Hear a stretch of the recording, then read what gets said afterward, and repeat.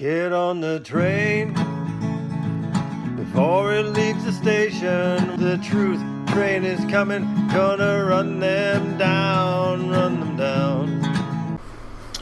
Hello there, folks. All right, we're here back today talking about Daniel Holtzclaw. This is part 2 of the Sherry Ellis allegations. So today we're going to be going through more of an analysis and maybe be putting in clips of Brian Bates' podcast where he's explaining a lot of the background work he did as a detective, and a lot of the things behind the scenes on this that a lot of people out there don't know that are highly significant. Now, I was just finished up with the premiere of part 1 of the Sherry Ellis allegations. I just finished that up and had a gentleman in there in the chat who was interesting, to be perfectly honest. Obviously, this gentleman believed that Daniel was guilty, but he believed that the sentencing had been way too harsh. Now, obviously I see here that this is a wrongful conviction. I see that this thing is stupid with the earmarks of a wrongful conviction, but not everybody out there is like me and has studied that and understands that yet. And so they're still relying on that I heard it in the media, or I have friends at the police department that told me some stuff, and that kind of thing, right? It's like, and I don't begrudge this gentleman, you know what I mean? But what I'm saying is the sources of information on that are not the evidence. The sources that you're drawing from on that don't convince me, because you're not drawing from the evidence. That's what I'm doing right here, is I'm drawing from the evidence and saying, look, this is why I believe what I believe. It's pretty clear that this does not fit, and this is why I believe this. I make it real clear, just like Mr. Bates does, And so I gotta say, for those people that end up coming on my videos and you think Daniel's guilty, that's fine. That's absolutely fine. But you're gonna need to be respectful, like the gentleman was on the video earlier. Okay, he was respectful, even though he obviously had an opinion that wasn't popular. He remained respectful, and he never lost his patience or became vulgar or started, name calling. He didn't do any of those things. So I can always respect somebody who can come in and discuss that way. Having said that, I will say this. Unlike my good friend Ripper on YouTube, who some of you may know who I'm talking about, some of you may not. My chat is a democracy, and you are free to, talk and show your open mind in my chat. However, there are some rules, and if you break them, the president of this democracy or one of his moderators will remove you. So I just want to make that real clear with the Daniel Holtzclaw, guilty crowd. You can come here and you can talk. You can hang out and chat and discuss. But the moment that it becomes, vulgar or, name calling or anything silly like that that's not evidence based, bye-bye. Just to make that clear. However, this gentleman I was speaking to earlier on the video was actually, I have some respect for. I don't agree with him. I don't agree with some of his reasoning. But I can respect, his point of view. So, all right. Perhaps he'll be back, and maybe in the coming days and weeks he'll really take a look at some of the stuff here that I'm showing, and maybe he will start to wonder. And hey, I've said it many times when working Avery Dassey. If I can get somebody to just suddenly say, to start to wonder or to suddenly just consider a different option than the one that they were married to, for me, that's a huge, huge victory. Even though I haven't gotten the person, basically, converted, I guess you might say.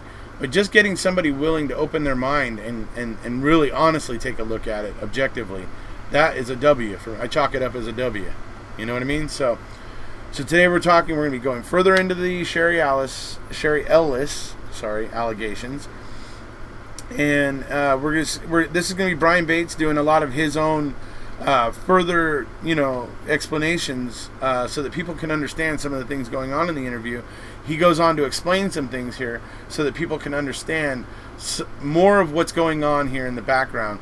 And a lot of what he does here in this particular podcast, in these clips I'm going to be playing for you, is he is countering the propaganda that was put out by OKC PD and the media, okay?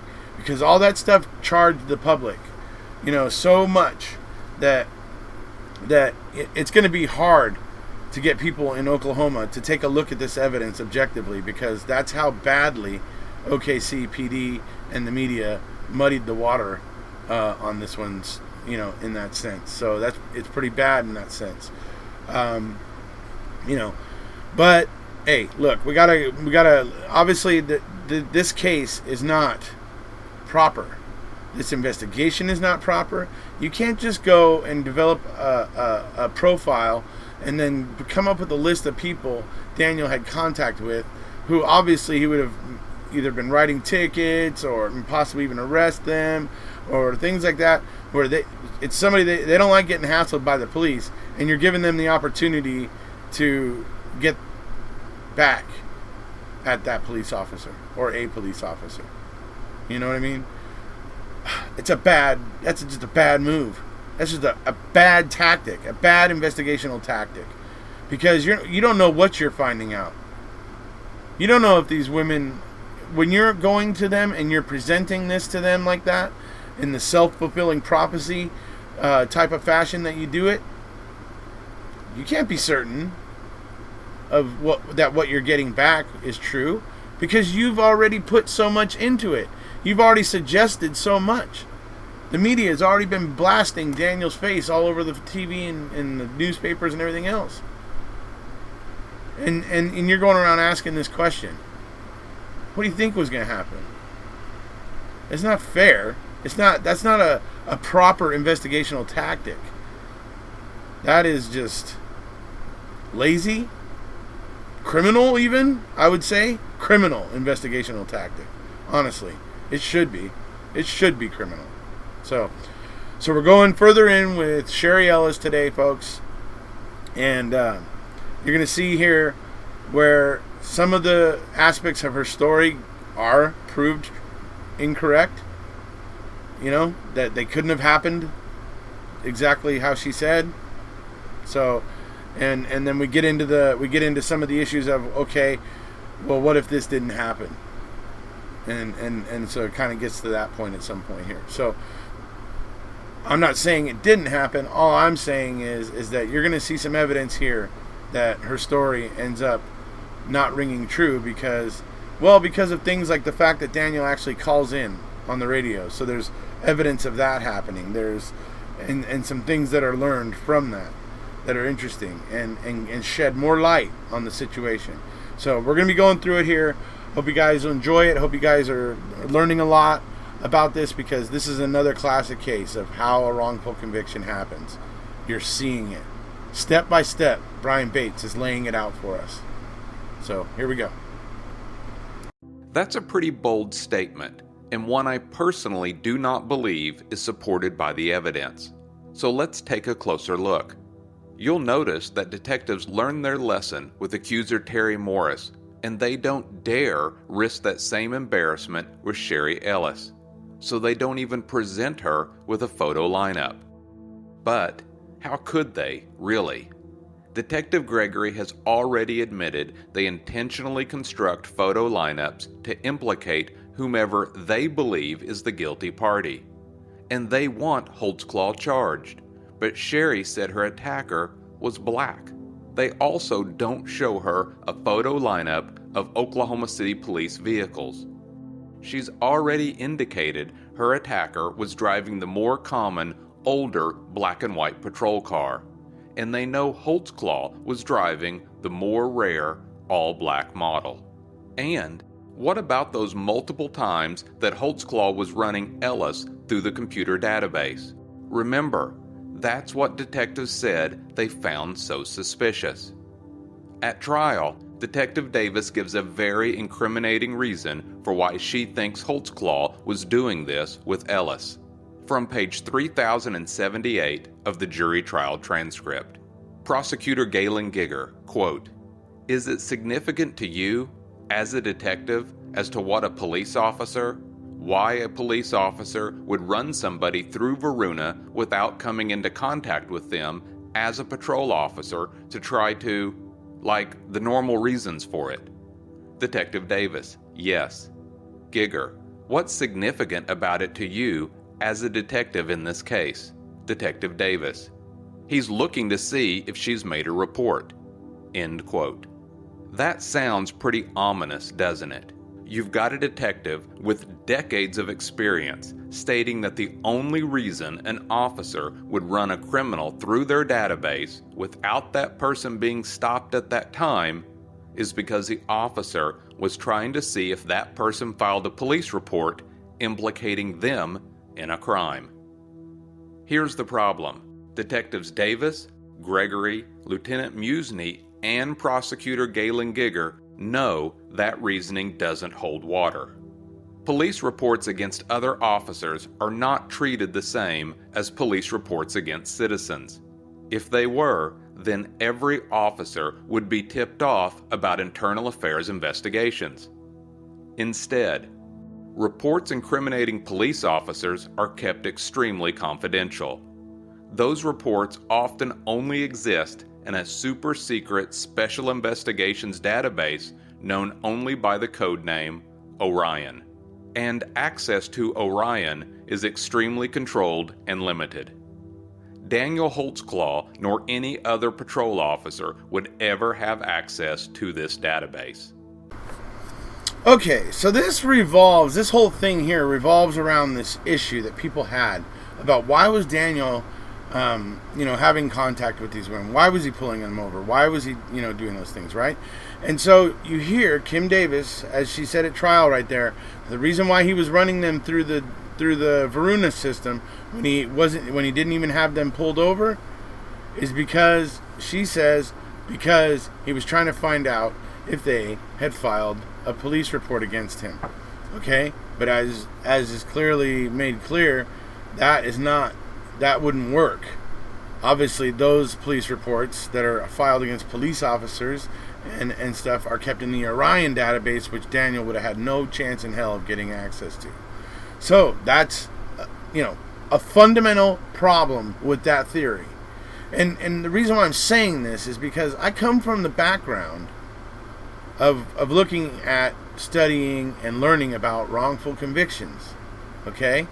And looking at the data coming out of the Innocence Projects and those sort of things, and learning what goes into making wrongful convictions happen. And this case has them in spades. It's ridiculous. This case is ridiculous with the earmarks of a wrongful conviction.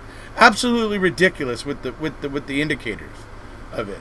So when I see the investigator offer a obviously BS reason there because she felt it would incriminate the suspect. Not because it was truth. Not because she was looking for the truth or trying to help the court get at the truth. She knew the truth was that Daniel running these ladies through the Varuna system would not have told him the information she's claiming he was looking for. So it doesn't make any sense. But yet she said that at trial to the jury. This is the problem. If I see the investigators continually being dishonest, and we're only on the third accusation right now. They've been dishonest with the first two. They're being dishonest with this one. So far, I have not seen one of these yet. One of these allegations where there isn't issues. Okay? There's problems with all the stories so far being told. And with Terry Morris, don't even get me started about the event moving through time and space. You know what I mean? It's just ridiculous. This case is ridiculous with the earmarks of a wrongful conviction. So, all right. Here we go. Moving on. In reality, Holtzclaw often ran known criminals and suspects through the police databases looking for intel as to what was going on in the areas he patrolled. Another thing I need to interject here is that Detectives Davis and Gregory only spoke to Sherry Ellis around this time of the investigation and didn't even bother to contact Terry Mack Sr. or Edwin Smith until mid-September of 2014. That's weeks after Holtzclaw has already been arrested, formally charged, and his face and details of the allegations have been plastered all over the news. Had they spoken to Terry and Edwin sooner, they would have encountered even more discrepancies in Ellis's story. For one, Edwin claims that Sherry was assaulted, not walking from the home that she shares with Terry Mack, but while walking to her cousin's from his house after they had just had sex. And speaking of this cousin of Sherry Ellis's, during her interview, Sherry says her cousin only lives 4 blocks from Terry Mack's house. That would have put her initial contact with Holtzclaw very near her cousin's home. However, at trial, Sherry claims that the cousin lives at Highland and Northeast 22nd. That's twice as far, at 8 blocks away. Regardless, Sherry and Holtzclaw did make contact with each other on North Highland Drive, somewhere between Northeast 17th and Northeast 18th Street. Not just before midnight like Sherry Ellis claims, but instead just before 1 a.m. And we don't have to rely on just Holtzclaw's patrol car GPS. Like so many of the other accusers, Holtzclaw also radioed in his contact. The following is the actual radio traffic from that May 7th early morning stop. Holtzclaw goes by the call sign 2 Charlie 45. I have condensed this approximately 6 minutes of radio traffic for time. Okay, so what you want to be listening for here is you're going to hear each time there's a segment of either Daniel or the dispatcher talking, you're going to hear a time called out.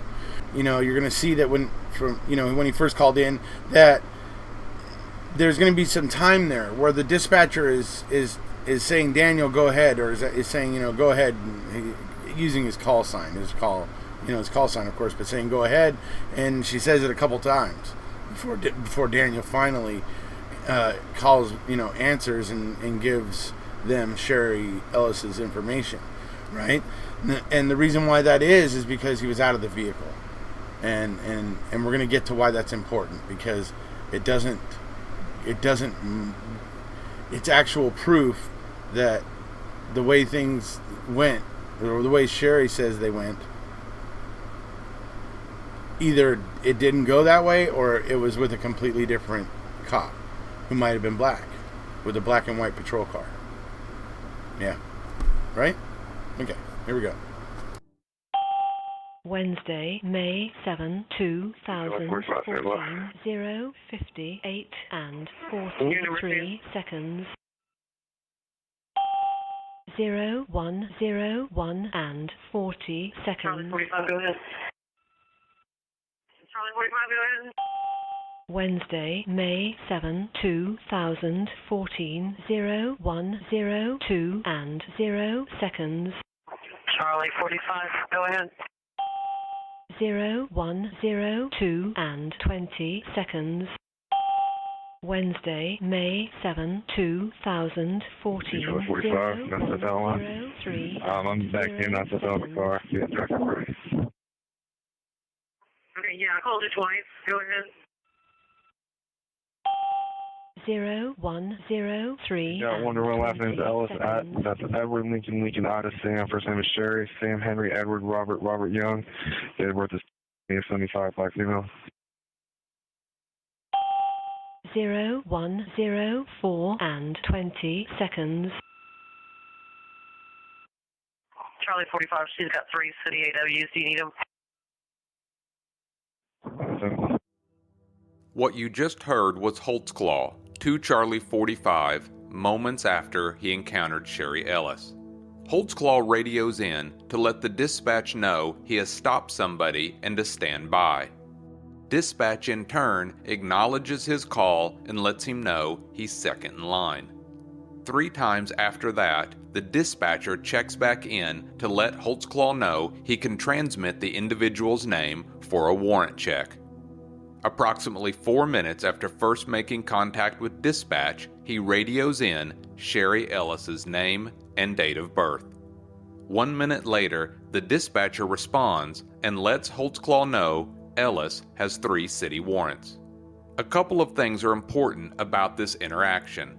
One, it's another example, just like with Terry Morris, that patrol car GPS is not needed to establish Holtzclaw has made contact with his accusers. He literally calls most of them in from his patrol car. So despite what you've been told, he doesn't try to hide the fact that he's made contact with each and every accuser. So despite what you've been told, he doesn't try to hide the fact that he's made contact with each and every accuser. 2. This radio traffic uncovers a discrepancy with Ellis's reported sequence of events. Ellis claimed that the officer placed her in his vehicle, then he returned to the driver's side and radioed in her information. It's during this time that the officer allegedly looked up Ellis's previous prostitution charge that she claims she saw on his computer, and that he then received a call back from dispatch that she had active city warrants. All of which, according to Ellis, took place while the officer sat in the driver's seat of his patrol car. Keep in mind, this is all clearly prior to Ellis being allegedly forced to perform oral sex on the officer. It's pretty obvious through the radio traffic I just played that Holtzclaw was out of his patrol car and didn't realize dispatch had 3 times tried to reach him. In fact, at trial, Detective Davis agrees with that assessment. This from page 3104 of the jury trial transcript. Prosecutor Galen Giger, quote, "Was that significant to you, ma'am?" Detective Kim Davis, "Yes." Giger, "Why?" Detective Davis, "Because he's out of the car. I mean, when you call crime information and your number, you wait until your turn and then you call it in, and he's gotten out of the car." End quote. What was Holtzclaw doing during this time? I have no idea. He could have been talking to Ellis. He could have been going through her purse while it sat on the trunk of his patrol car. He could have been looking to see if she tossed a crack pipe into the grass. Regardless, according to Ellis, what he wasn't doing at that moment was assaulting her or even out of his patrol car. Additionally, at no time does Ellis ever even insinuate that radio dispatch kept calling for the officer and the officer ignored those calls. Yet, at trial, Detective Davis seized upon this moment to insinuate to the jury that this was all too suspicious and Holtzclaw must have been up to something nefarious, even though her own alleged victim testified to the contrary. In reality, this should have been a clue to this seasoned detective that Ellis's story wasn't adding up, or, at the very least, her story needed additional clarification. No evidence or exhibits were ever presented at trial that Holtzclaw ever accessed Ellis's previous prostitution arrest and conviction record. Oh, that stuff never made it to court, huh? Oh, what a shock. Are you kidding me? How is that? I mean, how is that not making it into court? If you're trying to prove that this guy did what you're saying he did, and you're trying to prove he did what Sherry Ellis is saying he did, how are you not bringing that information in to prove that he ran her on the computer like she's saying he did? See, it's the way they choose not... It's the picking and choosing of which investigational avenues they'll go down. Okay? They didn't go collect Daniel's dirty uniforms or anything from his house and stuff. They didn't do that. They chose not to. They didn't go get his underwear. They didn't go get... Nope. They decided, nope, we don't need that. You know? Whatever. So, it's obvious, investigational avenue missed right there, which could have either helped prove this one way or the other, right? And here we are again. They could have brought in the data that showed that Daniel ran her through the computer. Because if Daniel didn't run her through the computer and he just called it in, which is most likely what happened, because you can obviously tell that Daniel didn't do the things that Sherry's described her attacker did, right? So if he only called it in, then there's not going to be any record of Daniel running her on the computer, and that would be yet another problem. And that's probably why that stuff never made it to court, because it would have helped Daniel. I gotta wonder why Daniel's attorney didn't,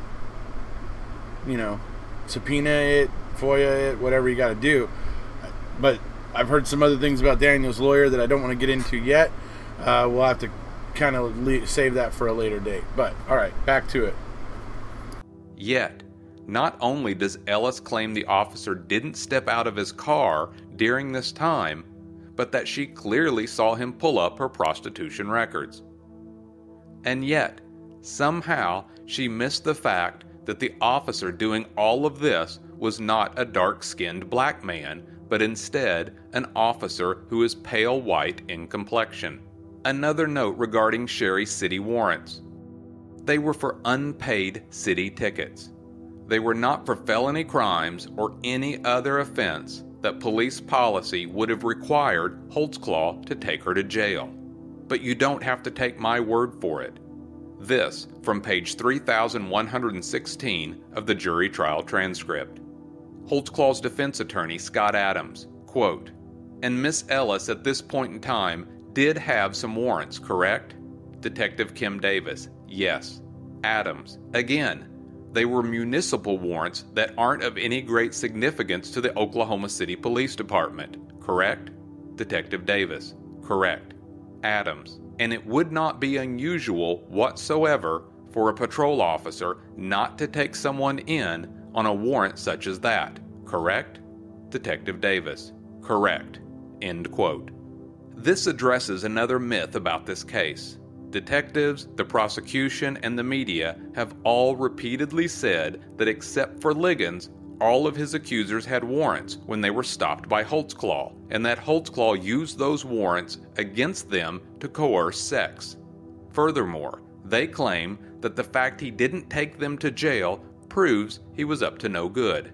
The reality, however, is completely in contrast to those assertions, and the prosecution and detectives know it. For one, not all the accusers even had warrants. You'll recall in the Terry Morris episodes, she didn't have any warrants. 2. In every case where warrants do exist, they are identical to Sherry Ellis's. Simple city warrants for unpaid tickets, fines, or court costs.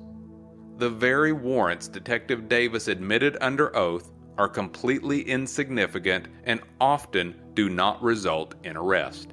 Had any of the women had felony warrants or new misdemeanor crime warrants, Holtzclaw would have been obligated to arrest them. At trial, Ellis changes her story to cast Holtzclaw in a more negative light. You'll recall, during her interview with Detective Davis, that she was clear that Holtzclaw only touched her during the search on top of her clothing. So did he touch your vagina on the outside of your pants? Did he touch your bottom on the outside of your pants? Yeah. Okay. However, at trial, she said this, from pages 2985 to 2986 of the jury trial transcript. Prosecutor Lori McConnell, quote, "And tell me about the officer's actions in searching you." Sherry Ellis, "When he searched me, he went up under my shirt and was just feeling up underneath my breasts." McConnell, "With his hands?" Ellis, "Yes, ma'am." McConnell, "And I don't want to embarrass you, Miss Ellis. Were you wearing a bra that day?" Ellis, "Yes, ma'am."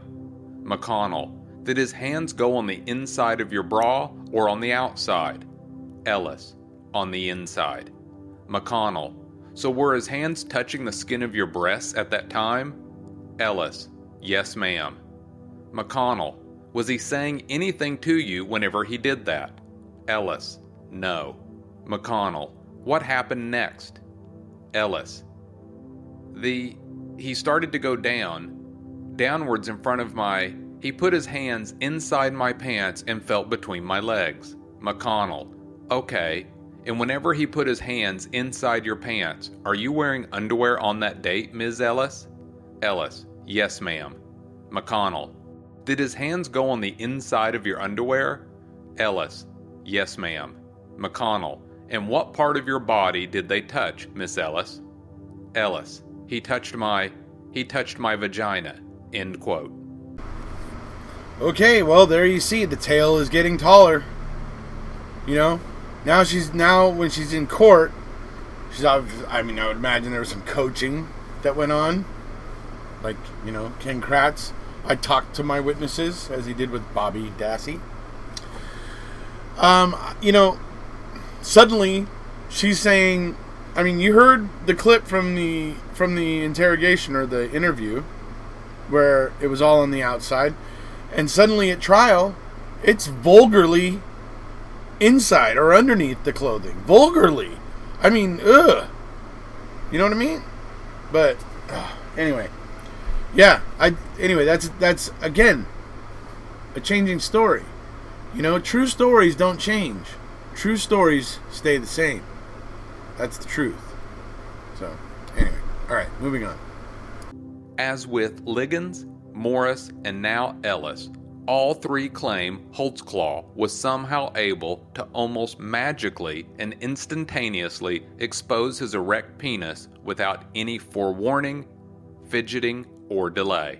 We know Holtzclaw wears compression shorts with no fly, a long undershirt, a ballistics vest with a flap that hangs below his groin, and that his uniform shirt is held in place below his groin with shirt stays that are attached to the top of his socks. Yet, all three accusers up to this point claim their face was only inches from Holtzclaw's groin, and they were never even able to see him reach down and unzip his pants. You'll also recall, Terry Morris changed her claim at trial and insisted Holtzclaw had a condom on, and now Ellis claims Holtzclaw is well endowed. A claim that investigators know is not true and comes up at trial when prosecutor Galen Giger tries to have a nude photo of Holtzclaw admitted into evidence. I'm not going to argue that Holtzclaw didn't have enough time to force Ellis to perform oral sex while stopped on North Highland Drive. 15 minutes is plenty of time. However, when you subtract the amount of time we know Holtzclaw was still communicating with dispatch, you were only left with approximately an 8-minute window to perform the oral sex and then drive away. I do, however, question whether or not it makes sense that Holtzclaw or any other officer would force someone to perform very public oral sex on them while parked on a neighborhood street with homes literally facing in every direction and at that time of night. Okay, so to illustrate what Mr. Bates is talking about, where the stop took place, where the oral sex took place, is right here. Okay, right here, this street, right between this house right here, at this long side of the house here with all kinds of windows that would be looking right here. You got this other one here, another one with the long side of the house that would be looking right here. And this is a residential neighborhood. This would not be an ideal place to be trying to force somebody to give you oral sex. So that's obviously one thing right off the bat. But then, so what they then say and what they're getting into is that he then drives this way and comes over here, hops onto the curb or whatever, and comes over here. And that this is where the actual rape took place. The vaginal rape took place. So, the thing is that his AVL data only shows him getting about, maybe, I don't know, right around this far. He never gets this deep. So it's most likely he pulled up on here, maybe, surprised some kids or some people that were doing some kind of drugs or some various things, and he decided he was going to come over and talk to them and, see what information he could glean off of them and that sort of thing. That's probably what he was actually doing that night here. I truly believe that either Miss Ellis is either mistaken, that it wasn't Daniel and it was somebody else, which I'm feel is a pretty good bet, judging by the description she gives of her attacker. Or this maybe all didn't happen. Maybe all of this was a story she came up with because she was afraid to tell her husband about the other guy. You know what I mean? So I don't know. It's like I say, that's not by any means proof, but it's a suggestion as to how this could have gotten mixed up. The presence of his patrol car would have drawn the attention of anyone outside or looking through their window. Furthermore, why would Holtzclaw risk being caught at that location if he simply planned to take Ellis to a more remote location just minutes later? Also, back to the initial stop on Highland. At no time does Ellis ever say that the officer who attacked her turned on his overhead strobe lights. Yet, Detective Davis conveniently uses those strobe lights as an excuse as to why Ellis may have described her attacker as a dark-skinned black male.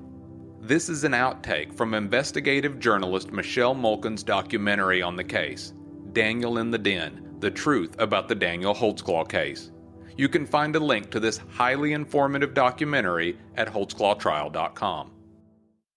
The overheads change everything. When the overheads are really bright, and changes the coloring of people, and it washes out, and you just can't see. Would it change the height? No, Sherry's a tall girl though. Yeah. She's a tall, thin girl. She is tall. For a girl. And no, it wouldn't change the height, but I personally don't even think Detective Davis believes what she's saying to investigative journalist Michelle Mulkin in that clip. Despite Detective Davis's claims that police strobe lights somehow change the appearance of one's race from Caucasian to black, none of Holtzclaw's other accusers make that same mistake. Regardless, Ellis didn't even attribute her misidentification to the strobe lights. In fact, she stated that she thought her attacker was black and much shorter than her because it was dark outside and she didn't bother to make eye contact with him. She made similar claims when she appeared on the television show 2020. This is a clip from the May 20th, 2016 airing of 2020's What the Dashcam Never Saw. You describe him as being like this to you, right? Mm-hmm. And you're about 5'10"? 5'11". 5'11"? Yeah. Daniel Holtzclaw's like 6'2". Oh, see? I still didn't know that. I mean, that's kind of a big difference, right? Yeah, well, I really didn't pay any attention. I really didn't. Like the strobe lights excuse, this one doesn't make any sense either. Ellis wasn't attacked suddenly from behind while walking in a dark alley. By her own admission, Ellis spent at least 10 minutes talking to the officer before even she claims anything inappropriate ever happened. Are we to believe she never looked at him during this time? Or when he was inside his patrol car running her name? Oddly enough, she seemed to notice a lot of other things. She noticed she was stopped next to a crepe myrtle tree. She noticed the officer's patrol car was the older black and white style. She noticed the officer pulled up her previous prostitution charge. She even noticed the officer she never looked at was shorter than her. She noticed the penis in her face was, as she described it, long. But what she apparently didn't notice was that long penis was attached to a 6'2" tall, pale white guy. I don't mean to be so crude, but this ridiculousness resulted in a man being sentenced to life in prison, and in my opinion, it's an insult to our criminal justice system. And I'm not done with the inconsistencies. Ellis won't even be honest about how Detective Davis approached her. From page 2998 of the jury trial transcript, Defense Attorney Scott Adams, quote, "And when they contacted you, they told you that they were investigating a sexual assault on you by an Oklahoma City police officer." Ellis, "No, they didn't say it like that. She said, Was there an incident that happened with a police officer? Adams, did they tell you that they had a tip that you were assaulted by an Oklahoma City police officer? Ellis, I don't recall that. End quote. Again, this is clearly how that conversation went. I have received a tip on, I work in sex crimes, and I've been working some cases, and I received a tip that you may have been sexually assaulted by a police officer. Yes, I have. In fact, that statement by Detective Davis isn't even true. She hadn't received a tip at all, at least not by any definition you or I would probably use. Ellis's name simply appeared on an arbitrary list provided to her by Lieutenant Musney, a list that will later be denied to have ever existed. And lastly, regarding how Detective Davis came into contact with Ellis, and then I'll move on. If you paid close attention to Ellis's in-person interview with Detective Davis, it was revealed that not only did Detective Davis tell Ellis she had a tip regarding her being sexually assaulted by a police officer, she also apparently told everyone she came into contact with while trying to locate Ellis, essentially contaminating any chance of getting a truly unrehearsed interview from Ellis. Not to mention, she was disclosing extremely personal information to uninvolved parties. Here's that clip again. Did you have any idea when you found out I was looking for you? At first, no. And then Terry said that it was something dealing with sexual, and I said, well, that's the only thing it could be. Somebody done said something, said something about my name or something like that, because I know I didn't say nothing, so. Keep in mind, Detective Davis didn't even tell this highly sensitive information directly to Terry Mack Sr. She instead told it to his son, and he passed that information on to his father. And what other information were these individuals exposed to? The fact that Janie Liggins had already gone public with her allegations against Holtzclaw on the nightly news. A reality that even Detective Davis and Gregory knew could have huge implications on the honesty of any accusers. Once again, an outtake from Michelle Mulkin's Daniel in the Den documentary. After it hit the media, we really had to be kind of protective as far as just absolutely even just believing anything. We had to really kind of dissect, because now it was out there. Some people thought of money or just wanted attention or however. After they saw it on the TV, they were like, ooh, I can get in on this. You know, that way that part comes off to me listening to Rocky Gregory talk about once the media coverage happened and they had to actually start, meticulously going through it stuff. You know the way that comes off to me? It sounds to me like they're just lazy cops. And wouldn't be a bit surprised, if they just basically weren't scrutinizing anything. And then once the media thing happened, then they realized that they would have to scrutinize things because it was going to create problems. And so then they started to scrutinize. But I would make the argument they weren't scrutinizing until that media coverage happened, because they're clearly showing no scrutiny in these first three interviews with Liggins, Morris, and here with Ellis. They're just plowing forward, even if things don't work out or match up or line up or whatever. They just plow forward anyway, and ignoring anything that suggests Daniel's innocence, and just plowing forward. It's just shocking. Then there's the allegations that Holtzclaw took Ellis to the quote-unquote abandoned school. While there is a closed and boarded-up school on the property in question, it's also the location of a well-maintained neighborhood park called Creston Hills Park. But I'm sure quote-unquote abandoned school sounds a lot more rapey, so that's what prosecutors and the media prefer to call it. All we know for certain about this part of the allegations is that Holtzclaw did indeed drive eastbound on Northeast 18th Street and does appear to leave the roadway. He then continues to travel eastbound across the park property and then onto Miramar Boulevard, where he then goes north. According to prosecutors, there is only one scenario to even consider: that Holtzclaw drove Ellis to behind the school building and raped her outside his marked patrol car. I'd argue that not only is there actually several different scenarios to consider, but that the one forwarded by prosecutors isn't even possible. The only direct evidence is Holtzclaw's patrol car GPS, or AVL. If you look at Holtzclaw's GPS data, and I've posted a copy of it to this episode's homepage at holtzclawtrial.com, you see the following.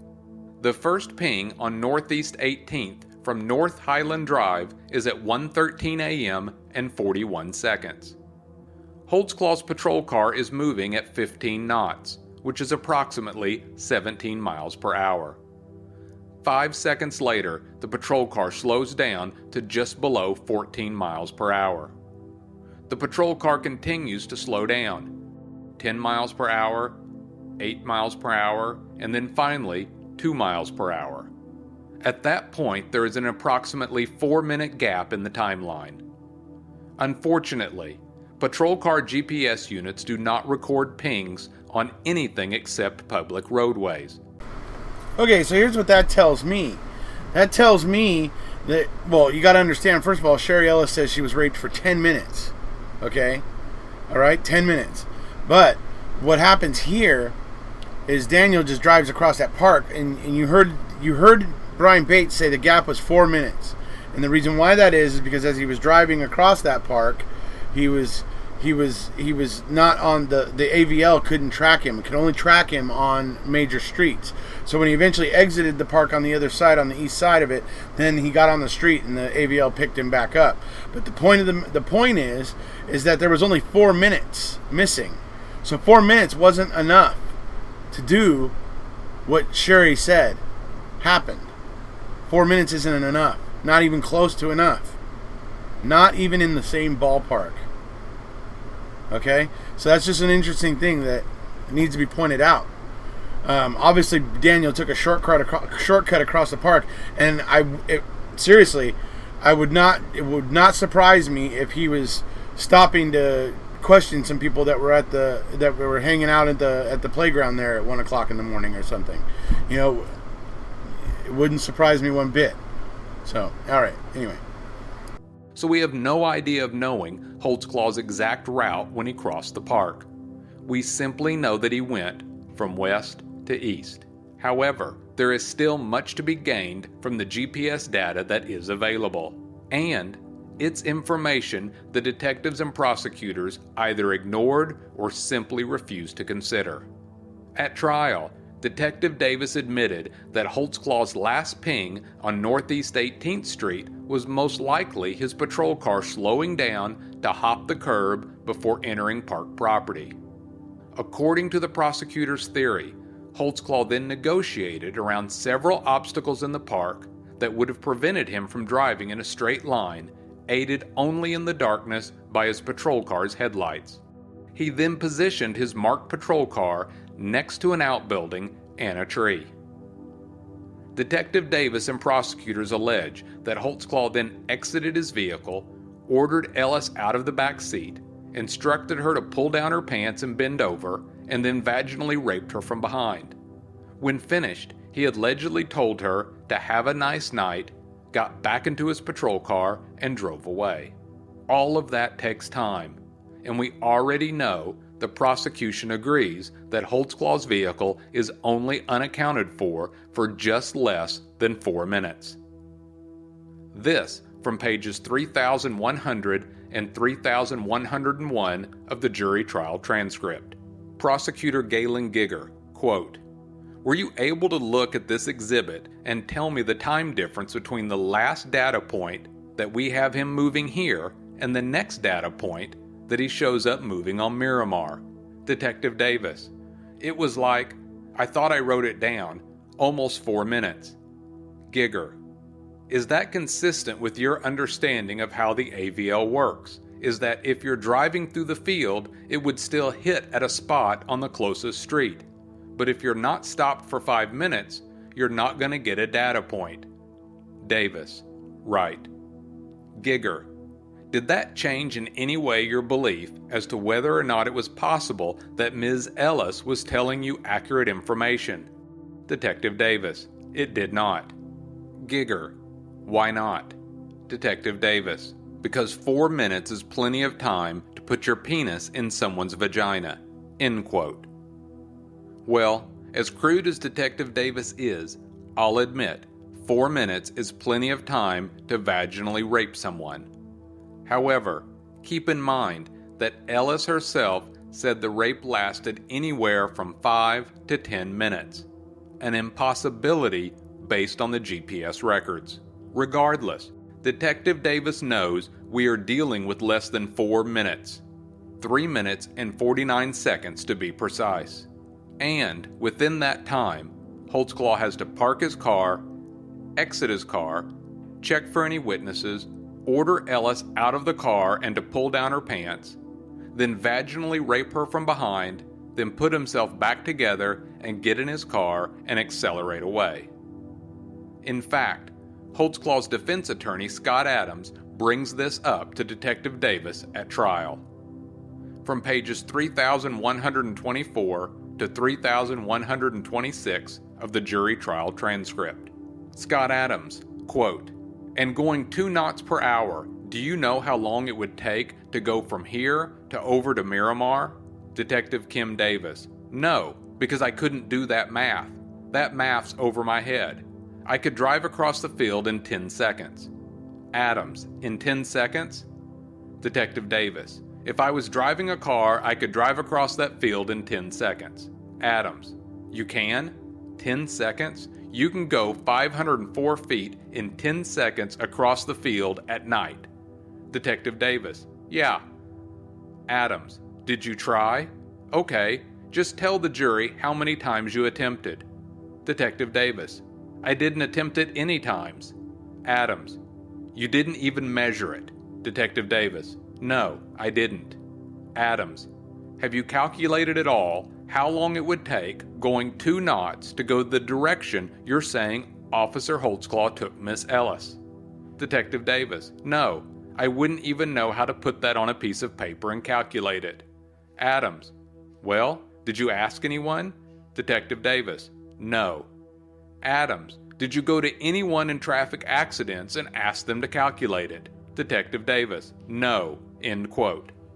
It just so happens we did those measurements and we did bother to do the math.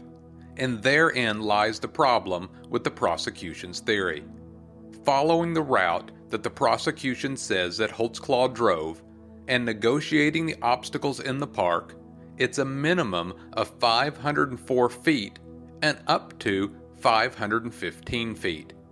Detective Kim Davis said she could have driven that route through the park in the dead of night, avoiding all obstacles, aided only by her vehicle's headlights, in only 10 seconds. And she could have, but she would have had to have been traveling a minimum of 35 miles per hour at all times. The problem with that analogy, however, is that in that 10 seconds, there would have been 2 5-second pings. And those 2 pings would have had to have registered speeds of 35 miles per hour or higher. And that doesn't exist anywhere in the data.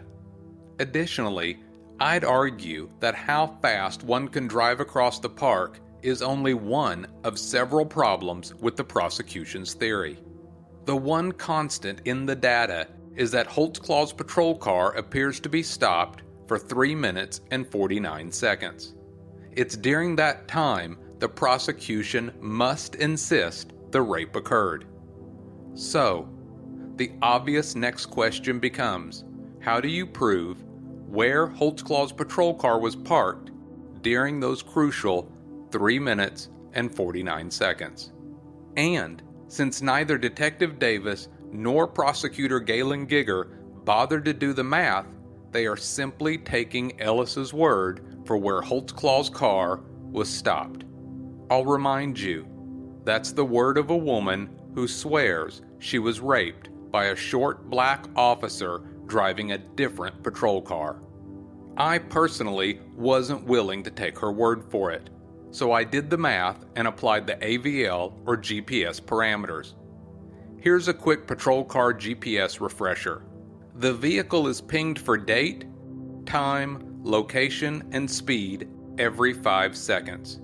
If the ping results in a 0 speed, then no data is recorded, unless the 0 speed continues for 5 minutes or more. In that case, a 0 speed is recorded.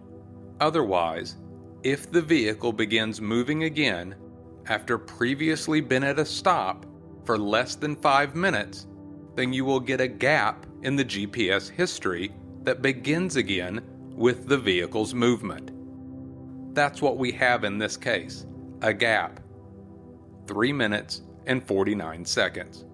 If the vehicle doesn't move, then you get a 0 speed every 5 minutes until it moves again. That being the case, and the reality that the gap in time is only 3 minutes and 49 seconds, not the required 5 minutes for a 0 speed, then that means, in the prosecution's own theory, Holtzclaw's patrol car had to have come to a complete stop before the next 5-second ping after slowing down to 2 miles per hour and hopping the curb. I know this gets confusing, but try to stay with me here. If indeed Holtzclaw's patrol car hops the curb at 1:14 a.m. and 28 seconds, then we know exactly where his car is at that time.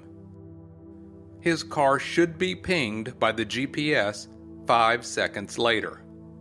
If he's moving, then the GPS will record a time and speed.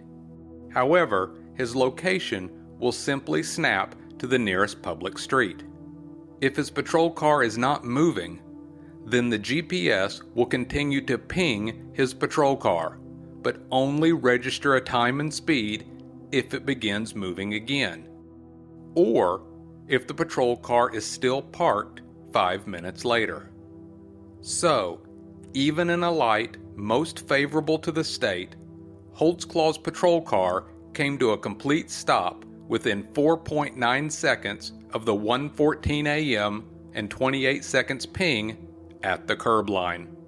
Even if you double Holtzclaw's known speed of just 2 miles per hour to 5 miles per hour, he could have only traveled 36 feet before his patrol car would have been pinged again. And when it was pinged, he was at a dead stop, and he didn't start moving again for 3 minutes and 49 seconds. 36 feet, the maximum distance Holtzclaw could have realistically traveled after his last known ping before the alleged rape, is only just barely onto park property, completely out in the open and nowhere near the 358 feet the prosecution argues Holtzclaw drove to conceal his vehicle behind the school and next to the outbuilding. Okay, so I want to try and help explain this a little bit in case anybody out there is having trouble understanding. So the way the AVL works is that as the car is moving, it gets a ping every 5 seconds. And every 5 seconds while it's moving, the ping will get the car's speed and its location, exactly where it's at. So it gets those two things, each ping. And it happens every 5 seconds while the car is moving, right? Okay, why is that important? Okay, the prosecution claims that Daniel was able to drive 300 and something feet over to this outbuilding that they claim where this all went down, right? Here's the problem with that. The problem with that is that the last ping is when Daniel was going 2 miles an hour, and it showed his location as being on the street where it dead-ended into this park, right? And so where he's hopping that curb at 2 miles an hour is the last ping. That means he now has 5 seconds. It's 5 seconds. And why does he have 5 seconds? because we know that he doesn't register another ping for another 3 minutes and 49 seconds. And in order for there not to be a ping or not to be any data for the next 3 minutes and 49 seconds, that means the car had to be stopped. That means the car stopped within 5 seconds of hopping that curb. You're starting to get it, right? You're starting to get it how, 5 seconds wouldn't have been enough to go 300 and whatever feet. Precisely. That's precisely right. But where he might have been able to get within 5 seconds is real close to that little playground there, where I feel he's most likely going to shake down some teenagers. He might have been up there smoking some pot. Who knows? It might have been meth, even potentially. But he could have been shaking down some teenagers who, were hanging out in the park, and didn't expect to see him, right? So that's, or they were just hanging out and he, questioned them a little bit and left. Like I say. So, but like I say, the AVL doesn't match what the prosecution claims. In fact, it's impossible. You couldn't have gotten that far in 5 seconds or 10 seconds. Whichever one you want to say, no matter what, you couldn't get that far. But in 5 or 10 seconds, you could get pretty close to that little playground. So it's like I say, these are the things that suggest what was really going on in my mind. So, all right, here we go.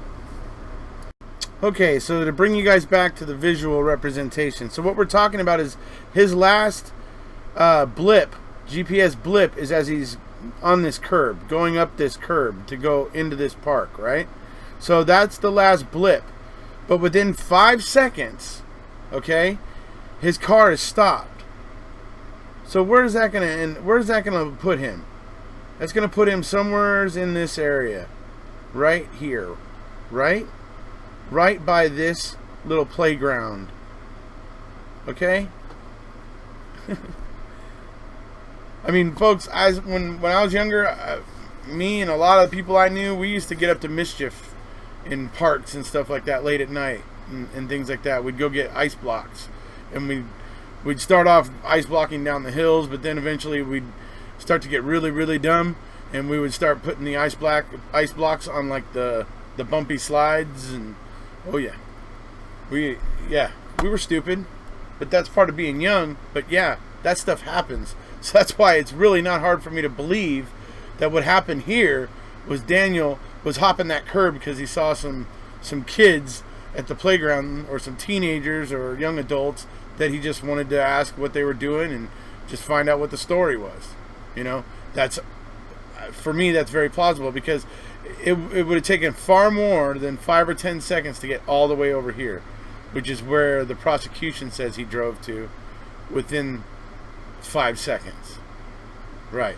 So just so you guys get the visual understanding representation of that. For the prosecution's theory to be true, Holtzclaw would had to have had instantly accelerated to 65 miles per hour to cover that distance and parked before his patrol car was pinged again. At night, off-road, in a park, with multiple obstacles and aided only by one's own headlights. I've posted a map on this episode's homepage that shows these measurements and graphically shows the problem of the prosecution's theory.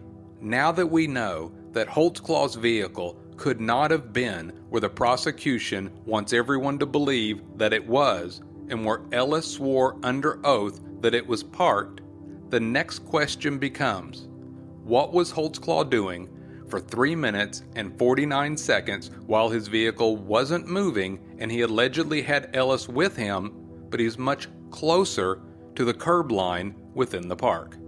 I'd argue, like in the Terry Morris case, and as admitted by Holtzclaw during his interrogation, that he was most likely simply transporting Ellis while trying to get additional information from her regarding the criminal element in the neighborhood. I can certainly imagine a scenario where Ellis was fearful that others in the neighborhood had seen her talking to a police officer on Highland Drive for some 15 minutes and would assume she was snitching if the officer simply let her go. So, She could have very well asked, or Holtzclaw could have very well offered to drive her around the corner and let her out at the public park, where she could walk off in any direction and avoid being witnessed by others in the neighborhood. In fact, this very scenario was brought up at trial in this exchange with Detective Kim Davis, and she even admits that it's very possible.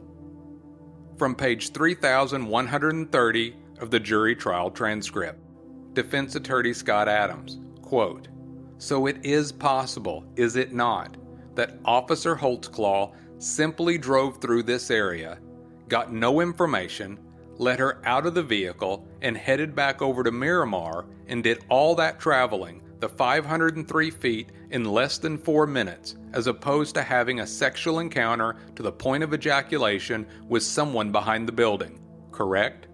Detective Davis, "The way you're putting it, yes." End quote. That said, this and any scenario where Holtzclaw transports a female does raise a couple of minor red flags. Records indicate that Holtzclaw did not call in a 1014. That's law enforcement lingo for a 10 code for transporting a civilian.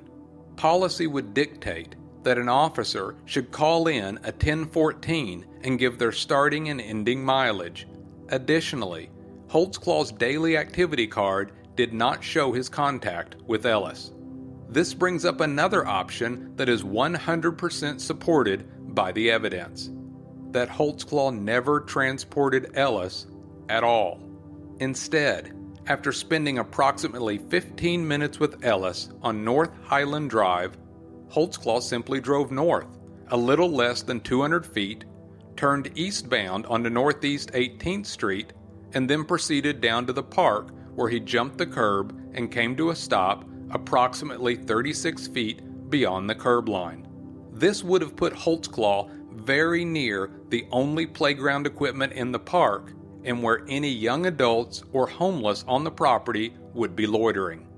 It would have been perfectly within reason that Holtzclaw would have parked his vehicle, shined his lights on the individuals on the playground equipment, inquired as to what they were up to, and then sent them on their way after pointing out that the park is closed to the public at that time of night. A scenario like that could easily account for the 3 minutes and 49 seconds that Holtzclaw's vehicle was stopped. And once again, the cluster of pings starting at 1:18 a.m. and 17 seconds backs this scenario up. All right, what I want to point out here is basically Occam's razor, right? The simplest possible, solution is usually the one. The simplest explanation is usually the one. Okay? Because simplicity, is more likely. It's and especially when in a situation where it's a series of complicated events, they all have to have a simple connection. But with the Holtzclaw case, that isn't happening. There's not a simplicity. There's not like a simplicity in it. It's really difficult, and they're working very hard to augment and change and alter and or amend witness statements and that sort of stuff, and all the things that they're doing and saying in order to frame everything the way they are intending to frame it. There's no way Daniel had the 10 minutes to perform the rape that Sherry claims happened. Not to mention that she says the guy was black and had a black and white patrol car. But Daniel wasn't there for that 10 minutes. And when you think about it, what's the most simplest explanation? Is for him to be stopped within 5 seconds of hopping that curb. What's the most simplest explanation? You just heard it from Brian Bates. I said it earlier. There was probably, he mentioned homeless was another one. Could be homeless. There could have been a homeless guy who was actually there and sleeping in one of the little playground things, just as some form of shelter. You know what I mean? And that's also highly plausible. So what's more believable? Occam's razor. That's all I'm saying. Occam's razor. As it would have taken Holtzclaw approximately 24 seconds to drive from that point straight across the park at 10 miles per hour. Additionally, Ellis could have easily seen Holtzclaw at the end of the street or driving through the park as she continued northbound on Highland Drive. It would have only taken her less than 2 minutes to reach the corner of Highland and 18th while on foot. There's another consideration: that the patrol car GPS is not to be trusted at all in any scenario and shouldn't be used as such damning evidence in any criminal trial. I've posted the GPS data that corresponds with this episode on holtzclawtrial.com, and I've highlighted each time the data doesn't match the GPS parameters. I'll be pointing out the prosecution's own admissions at trial that the Oklahoma City Police Department's AVL system is quote-unquote glitchy and unreliable in future episodes. All of that said, there's yet at least one more possibility that many Holtzclaw supporters point to, and it has to do with Ellis's description of her attacker as being a short, black, male police officer. Guess what? There was a Spring Lake lieutenant working patrol that night that could best be described as both short and black. Furthermore, his patrol area was only 1,500 feet from where Ellis claimed she was raped. His name is Alexander Edwards. You may be saying to yourself, so what? Other than being short and black, there must obviously be nothing that ties this high-ranking officer to Ellis's allegations. Well, there wasn't at this point in the investigation, September 5th, 2014. But in October of 2016, well after Holtzclaw was convicted, something does happen that put Edwards back on many Holtzclaw supporters' radar. He was busted in a federal anti-human trafficking sting, not just for engaging in prostitution as a customer, but also for warning prostitutes about law enforcement activities. There will be more about disgraced former Oklahoma City Police Lieutenant Alex Edwards when we get to Holtzclaw's criminal trial. Okay, so I know those of you who have obviously have been following along with Daniel Holtzclaw here, but those of you who have come along recently and been watching my videos will know that you'll remember that there was also another officer in an earlier episode. I believe it was in the Sherry Liggins episode, an officer who had been terminated, terminated from the department because he had been found to have had sex with a prostitute while on duty. And then because of what he describes as some binding arbitration, that officer was able to get back in, and he was at the department at the time of this all happening. Now we're hearing about this guy, who they didn't know about all this, him being involved with that sex trafficking thing back in 2014, but that came out in 2016. You see, so it's like I say, for me, I think there's a chance that a lot of these women actually did experience a rape. I'm just not convinced it was at the hands of Daniel Holtzclaw. I believe the investigators adjusted statements here. We've seen clear proof or clear evidence of it, especially with Terry Morris. Okay? Yeah. So, all right. Moving on. And when we talk about the trial and conviction of Daniel Holtzclaw in future episodes, you may be very surprised how the facts presented in Ellis's allegations were received and the verdict rendered by the jury. In closing, just a quick summary of the facts. From the prosecution's perspective, accuser Sherry Ellis spent 20 minutes with a police officer never more than 10 feet from his side. She without hesitation described him as a short, dark-skinned, black male driving an older model black and white patrol car. She says this officer vaginally raped her at a place nearly 400 feet from the last spot his patrol car GPS recorded his location and speed. Now from the defense's perspective. The defendant, Daniel Holtzclaw, is 6 foot 2 inches tall and pale in complexion. He also drives the more rare, newer model all-black patrol car. His patrol car is equipped with a GPS system that records his location and speed. According to that independent system, it would have been impossible for his car to have been located where the accuser claims it was. With all that in mind, ask yourself this: how did Oklahoma City Police sex crimes detective Kim Davis get away with saying this to the Oklahoman newspaper? We'll take our time and we'll verify everything the girl said, or we'll verify everything he said. And that's the way the chips are going to fall. And everything the girl said verified, and nothing he said did. So when it comes down to it, the case against Daniel Holtzclaw is just really shaky. These investigators were not using proper methods. I'm sorry, that list is just absolutely out of bounds. That's just stupid. It's like I said, I can't... Doing that kind of thing is just stupid. I mean, there's just no other way to describe it. It's just dumb. Of course, people are going to be... When you're going with a police officer and you're going after that profile, I mean, of course, they're going to be inclined to say things, that are going to harm or put that officer in a poor light. So there are a lot of problems with the Holtzclaw investigation. So obviously this is going to get pretty interesting, folks. I know that during the Avery rally, the Avery Dassey Worldwide Rally this last weekend, I know Linda Kay is going to be teaming up with Rhonda South, and those two are going to be starting to cover the Daniel Holtzclaw case. I'm going to be having Mitch start joining me when I do lives for the Daniel Holtzclaw case. I'm going to be having Mitch from Twitter joining me to do some commentary on this eventually. We'll be looking into this. So we're gonna be looking and digging into the Holtzclaw case, along with our interest in digging in with Avery Dassey.